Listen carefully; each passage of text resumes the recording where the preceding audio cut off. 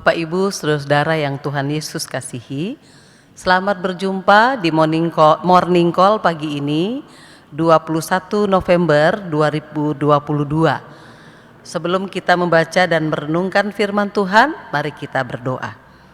Allah Bapa, Putra dan Roh Kudus, puji syukur untuk pagi yang Kau berikan pada kami semua, sehingga pagi ini kami boleh dibangunkan dan diberi nafas kehidupan menikmati perjalanan sepanjang hari ini dalam kasih karunia Tuhan.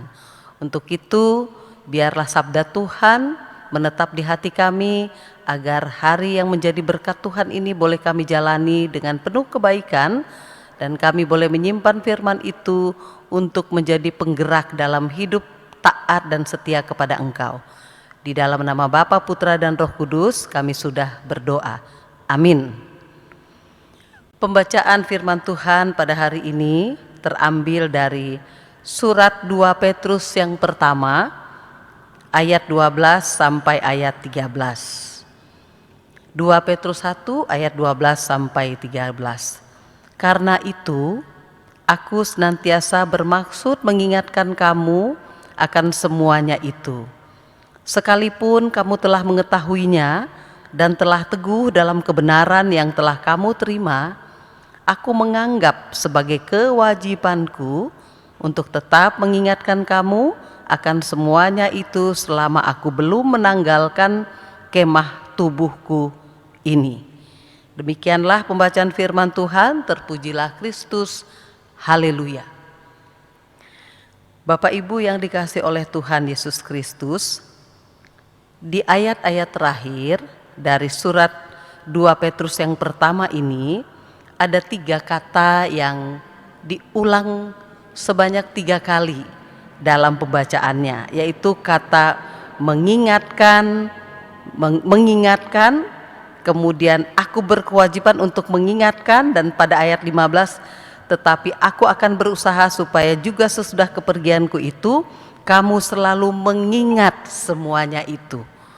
Kata mengingatkan, mengingat, dan mengingatkan itu 3 kali diulang-ulang. Tentunya ada satu hal yang sangat penting yang diinginkan oleh penulis surat Petrus ini kepada jemaat yang dialamatkan suratnya. Ada yang menjadi tekanan dari penulis surat Petrus ini terkait dengan mengingatkan itu. Artinya yang perlu kita pahami lebih dalam, apa yang menurut si penulis surat Petrus perlu diingatkan. Ada 2 hal Bapak Ibu yang sangat dia tekankan untuk diingat oleh jemaat yang dialamatkan surat. Yang pertama, ia berharap sekali jemaat yang dialamatkan surat ini untuk selalu mengingat bahwa mereka dicintai oleh Tuhan, bahwa Allah di dalam Kristus habis-habisan mencintai mereka. Allah di dalam Kristus menyerahkan dirinya untuk mereka. Karena Allah habis-habisan mencintai mereka, umat juga diingatkan tidak pernah lupa dengan cintanya itu. Karena begitu luasnya cinta Allah kepada mereka, sehingga Tuhan Yesus Putra Allah itu mau mati untuk mereka. Nah, karena cinta Allah yang besar itu dan habis-habisan itu, umat diingatkan mereka sudah seharusnya untuk merespon kasih Tuhan itu dengan juga cinta yang tak terbatas, seperti Allah mencintai mereka dengan tidak terbatas. Cinta yang terbatas dan bersyarat itu bukan cinta, bukan kasih. Karena mereka melihat Allah mencintai mereka habis-habisan, mereka dipanggil untuk mencintai Allah habis-habisan, dan itu penting sekali. Karena apa? Karena mereka sedang berada dalam situasi tekanan dan penindasan, situasi yang berat. Kalau karena tekanan dan penderitaan itu konsekuensi dari mereka jadi pengikut Kristus, jangan-jangan mereka kemudian berpaling dari Tuhan karena merasa, saya mengikut Kristus kok saya menderita. Maka dari itu mereka diajak untuk melihat penderitaan yang mereka alami itu sebagai bagian dari cinta yang habis-habisan yang mereka persembahkan kepada Kristus, karena Kristus juga habis-habisan mencintai mereka.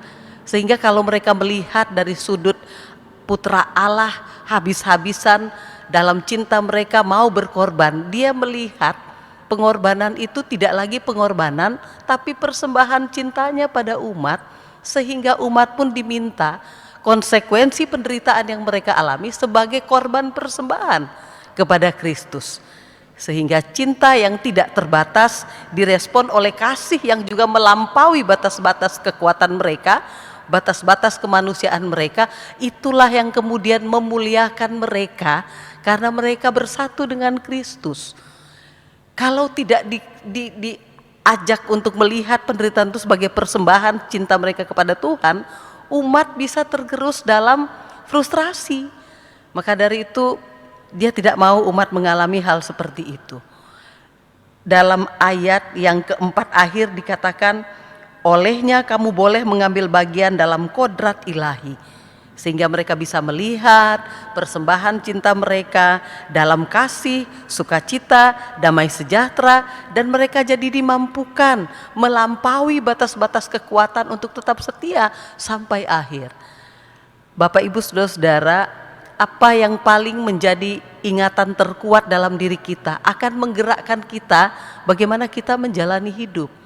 Ketika ingatan terkuat yang kita selalu pasangkan atau daraskan dalam hati dan pikiran kita adalah hal-hal yang menyakitkan, hal-hal yang negatif, hal-hal yang buruk, maka itulah yang akan menjadi penggerak hidup kita. Dan kalau itu terus menjadi kungkungan jemaat perdana pada waktu itu, bahwa mereka menderita sengsara, bahwa Tuhan tidak mengasihi mereka, bahwa mereka ditinggalkan, mereka akan sangat mudah menyangkal iman mereka kepada Kristus. Itulah yang tidak dikehendaki oleh Rasul Petrus sebagai penulis kepada jemaat yang tersebar di wilayah Asia pada masa itu.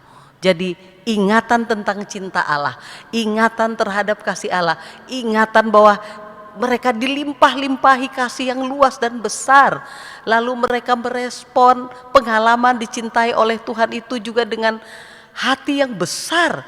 Itulah yang akan membuat mereka dikatakan mengalami kodrat ilahi, sehingga daya hidup ilahi, kekuatan dari Tuhan melampaui mereka, bisa bertahan dalam penderitaan dan tetap berpikir positif, dan penderitaan itu menjadi kemuliaan, bukan kesengsaraan yang memalukan dan membuat mereka hancur dalam perjalanan hidup. Makanya berulang-ulang kali si penulis surat Petrus katakan, ingatlah, ingatlah, dan aku berkewajiban mengingatkan.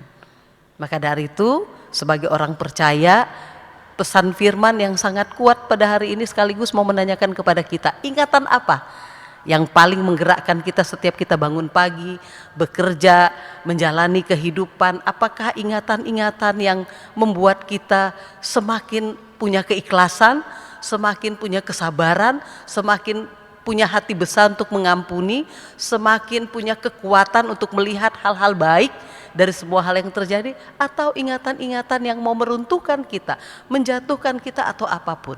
Ingatan apa yang paling menggerakkan kita?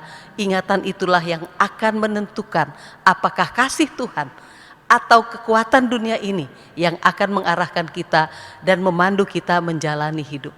Jangan biarkan kasih Tuhan yang begitu besar dan berlimpah tertutup oleh ingatan-ingatan trauma-trauma, luka-luka masa lalu, atau ketakutan akan masa depan.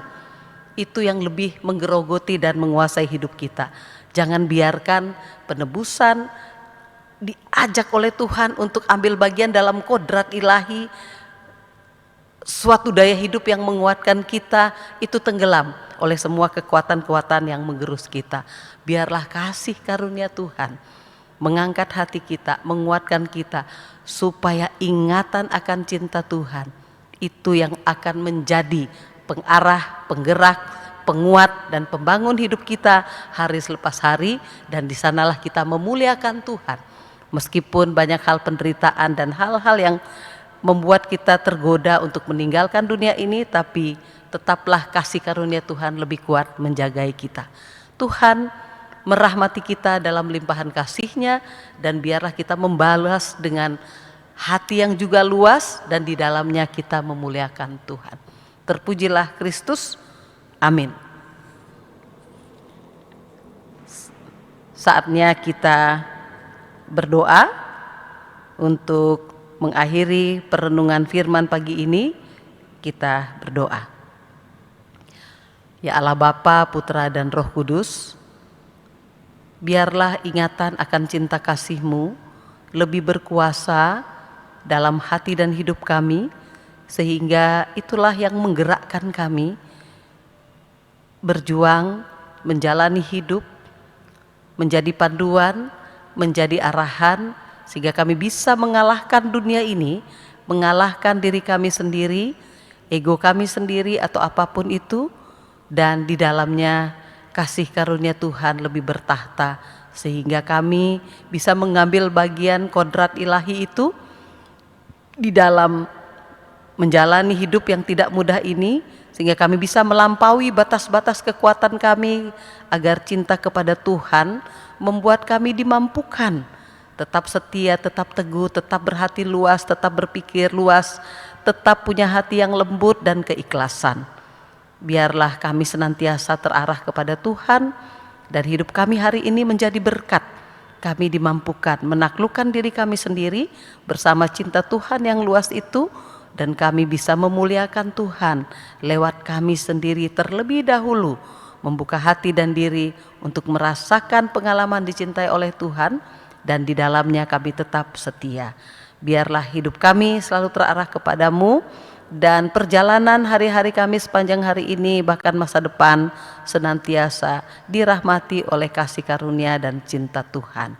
Inilah doa permohonan kami, terpujilah Tuhan Yesus Kristus hari ini sampai sepanjang masa. Amin.